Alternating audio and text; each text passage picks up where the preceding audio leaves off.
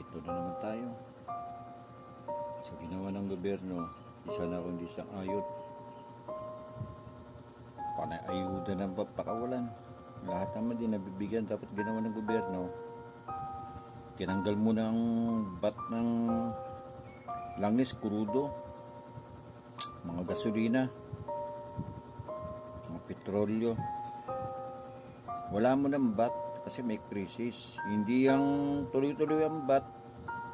Kasi mamigay ng mga pera, ayuda, hindi naman lahat nakikinabang. Kung gagawin nila yan, alisin mo na pasamantala ang bat. Tuloy ang buhay ng Pilipino, lalo ng mga driver na namamasada. Pati mga sambayan ng Pilipino, hindi mahirapan sa pagsakay. Saka hindi tataas mga pamasahe, bilihin. Dahil sa hindi kinontrol ang bat. Ano nga yung mangyayari? Dapat mistop muna. Lahat ng bili, nagsitaasan na. Isa pa rin ayuda, milyon-bilyon ilalagay sa ayuda. Hindi makinabang lahat. Makikinabang lahat kung pasamantala alisin ang mga bat sa petrolyo.